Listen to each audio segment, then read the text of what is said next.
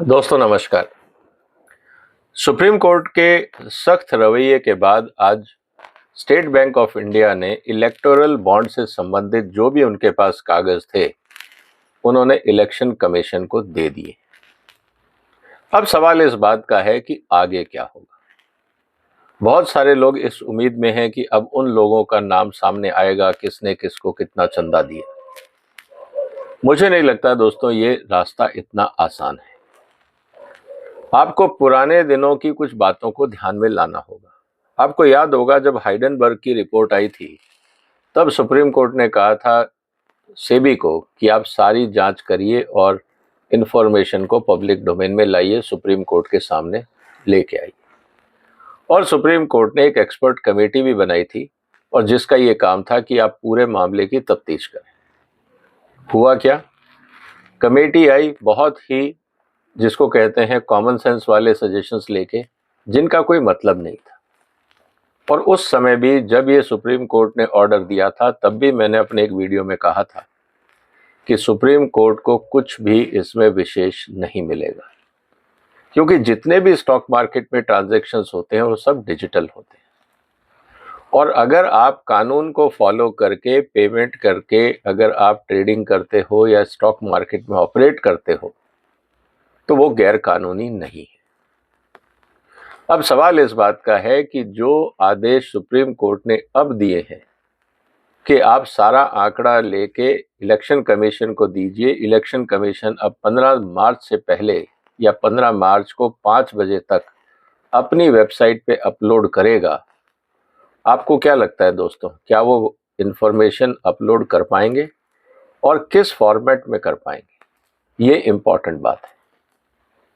आगे बढ़ने से पहले आपसे निवेदन है कि आप इस वीडियो को शेयर करें, इस चैनल को सब्सक्राइब करें, क्योंकि हम यहाँ पे बहुत महत्वपूर्ण मुद्दों की चर्चा करते हैं। दोस्तों सवाल इस बात का है कि अब जब सैकड़ों कागज एसबीआई ने इलेक्शन कमीशन को दे दिए और डेडलाइन आज रख दी थी 5 बजे तक की, जब एसबीआई ने सुप्रीम कोर्ट को कहा कि हम ये डॉक्यूमेंट सारे रिकंसाइल करते हैं, किसने कब खरीदा, किसको दिया, किस पार्टी को किस आदमी से या कंपनी से पैसा मिला, ये सारी जांच को अलाइन करने में टाइम लगेगा। सुप्रीम कोर्ट ने मना कर दिया। अब जो भी कागजात एसबीआई ने इलेक्शन कमीशन को दिए होंगे, आपको क्या लगता है दोस्तों कि क्या इलेक्शन कमीशन के पास इतनी मैन पावर या ऑप्शंस होंगे कि वो सारी जानकारी अगले 2-3 दिन में प्रोसेस करके उसको अपनी वेबसाइट पे अपलोड कर दे? मुझे नहीं लगता। अगर ऐसा होगा तो ये मानना पड़ेगा कि हमारे यहाँ पे जो क्षमता है इस तरह की इन्वेस्टिगेशन की वो काफ़ी बढ़ गई है और ये एक सुखद खबर होगी। लेकिन मेरा कंसर्न इस बात का है कि अभी जो एसबीआई ने कागज दिए हैं, इलेक्शन कमीशन के ऑफिसर्स कल से उसको उन फाइलों को खोल के देखना शुरू करेंगे। उनको बहुत सारे, अगर ये कहें कि इलेक्टोरल बॉन्ड्स कौन सी तारीख को कितने का बॉन्ड बेचा गया, ये डेटा मिलेगा। कई 100 पेज ऐसे होंगे। उसके बाद एक अलग से बंडल होगा जिसमें एनकैशमेंट होगा कि बीजेपी ने या कांग्रेस ने या अलग अलग पॉलिटिकल पार्टी ने कुछ बॉन्ड्स जमा कराए किसी खास तारीख को और वो पेमेंट हो गई उनके अकाउंट में। लेकिन अब ये कैसे पता लगेगा कि 1 तारीख को जो बॉन्ड इशू हुआ था वो कौन सी तारीख को एनकैश होगा, क्योंकि वो 2 हफ्ते तक कभी भी और कहीं भी एनकैश हो सकता है। इसका मतलब हर बॉन्ड को आपको 14 दिन की एंट्रीज के साथ टैली करके ढूंढना पड़ेगा कि कौन सा बॉन्ड कब इशू हुआ था और किस तारीख को किस पार्टी ने एनकैश किया। पहली बात तो ये है। दूसरी बात, बॉन्ड किसने खरीदे और किस पॉलिटिकल पार्टी को दिए। अब सवाल इस बात का है कि अगर बॉन्ड खरीदे गए हैं तो कोई जरूरी तो नहीं है कि मैं बॉन्ड अपने नाम पे खरीदूंगा। देखिए, हिंदुस्तान में 2 तरह से पॉलिटिकल फंडिंग होती है। एक पॉलिटिकल फंडिंग जो ऑर्गेनाइज सेक्टर करता है, जैसे टाटा ग्रुप है या बाकी जो बड़ी संस्थाएं हैं, उन्होंने अपने ऑफिशियल मैंडेट में ये लिखा हुआ है कि हम पॉलिटिकल पार्टीज की फंडिंग करेंगे, और उन्होंने इसके लिए एक ट्रस्ट या कॉर्पस बनाया है। वहां से पैसा पॉलिटिकल पार्टीज को दिया जाता है, उसके उन्होंने क्राइटेरिया बनाए हैं, और हर पॉलिटिकल पार्टी के अकाउंट में वहां से पैसा ट्रांसफर कर दिया जाता है। ये है ओपन, फेयर, ट्रांसपेरेंट सिस्टम। लेकिन अगर आप देखें तो ऐसी कितनी कंपनियां होंगी जिन्होंने ऐसा सिस्टम बनाया होगा? मुश्किल से 15, 20, 50, 100, हो सकता है 1000, 2000, 5000 करोड़ रुपए पॉलिटिकल पार्टीज को इस माध्यम से आ गए होंगे। लेकिन इलेक्टोरल बॉन्ड तो कई हजार करोड़ के, और जिसमें ये कहा जा रहा है कि करीब 8 से 10,000 करोड़ तो मात्र बीजेपी को मिले, और बाकी करीब 400-500 करोड़ बाकी पॉलिटिकल पार्टीज के खाते में गए हैं। तो एक सवाल इस बात का है कि अगर पॉलिटिकल पार्टीज को फंडिंग के लिए सारे जो बॉन्ड्स खरीदे गए हैं वो कोई बड़ी नोन कंपनियां नहीं हैं, तो सवाल इस बात का होगा कि जो छोटी छोटी अननोन कंपनियां हैं उन्होंने बॉन्ड्स खरीदे और पॉलिटिकल पार्टीज को दिए। अब ये कैसे पता लगेगा कि ये जो अननोन कंपनी है इसके पीछे कौन है? इसका मतलब अगर कोई XYZ कंपनी का नाम आता है कि उसने 10 करोड़ के बॉन्ड खरीदे और मान लीजिए XYZ पॉलिटिकल पार्टी को दे भी दी, एनकैश भी हो गए, लेकिन ये जो कंपनी थी ये कौन सी है, इसके पीछे कौन है, इसके प्रमोटर कौन है? अब सवाल इस बात का है कि इसकी जानकारी के लिए आपको कॉर्पोरेट अफेयर्स मंत्रालय की शरण में जाना पड़ेगा। ऐसी हजारों एंट्रीज होंगी। इसका मतलब यह है कि पहले यह पता करना कि ये कंपनियां हैं या नहीं। हो सकता है कि वो कंपनी आज की तारीख में डिफंक्ट हो गई हो, बंद हो गई हो, तो फिर आपको उस कंपनियों के डायरेक्टर्स की जानकारी ढूंढनी पड़ेगी। फिर उनके डिन नंबर से देखना पड़ेगा कि ये किस किस कंपनियों के बोर्ड पे हैं या कौन लोग हैं, क्या ये प्रमोटर हैं या प्रोफेशनल मैनेजर हैं या एक आम नागरिक हैं या किसी कंपनी के कर्मचारी। क्योंकि ये तो कहीं नहीं लिखा है कि बोर्ड ऑफ डायरेक्टर्स में सिर्फ प्रमोटर होंगे।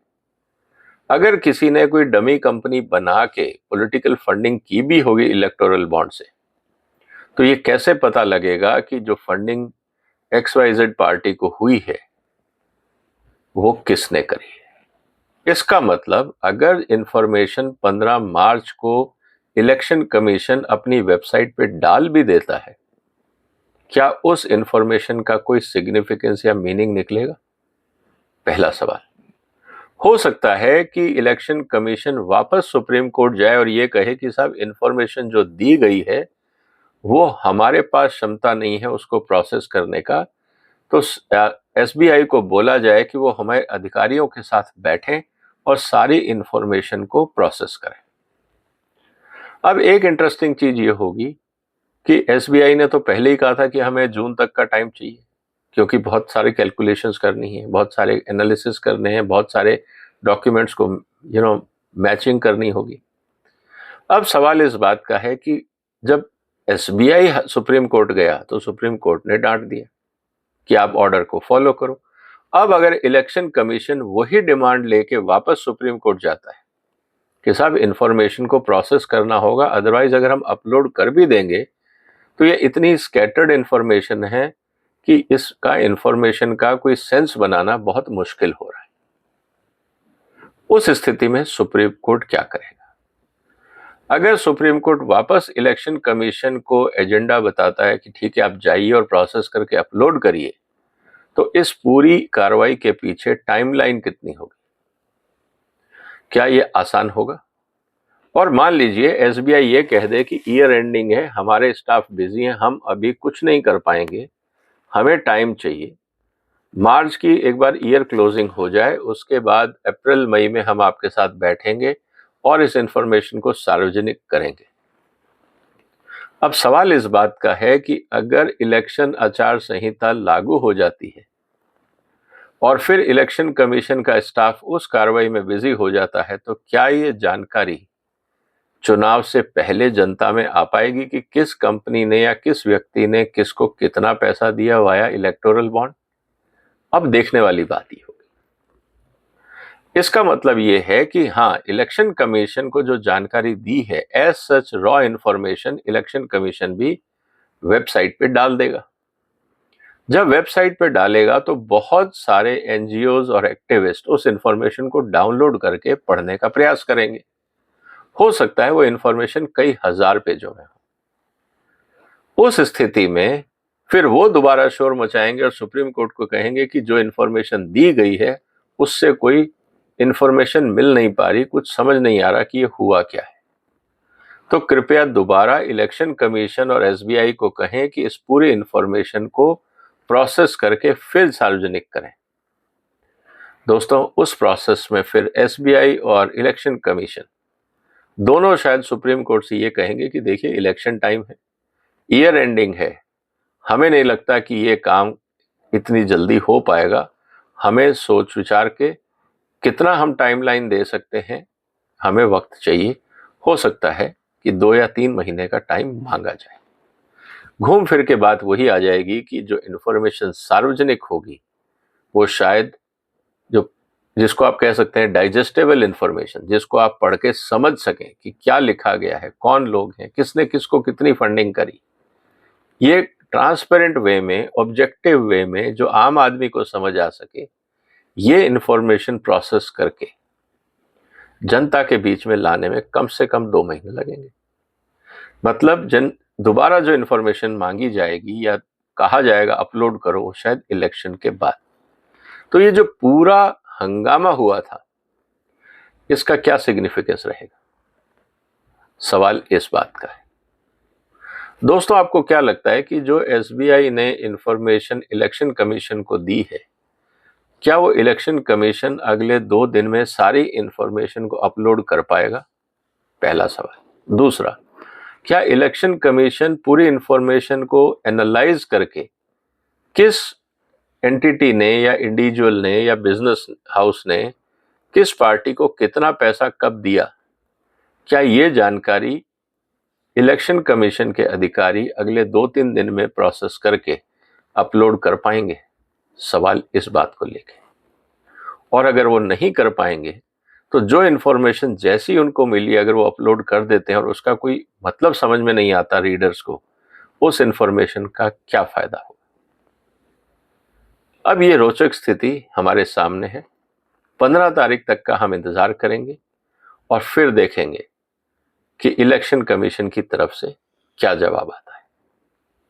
आप भी नजर बनाए रखिएगा, इस वीडियो को शेयर करिए, इस चैनल को सब्सक्राइब करिए, क्योंकि अगले 7 दिन बहुत इंपॉर्टेंट घटनाएं होने वाली।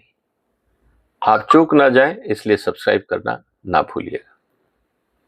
आपने वक्त निकाला, आपका धन्यवाद। फिलहाल वंदे मातरम।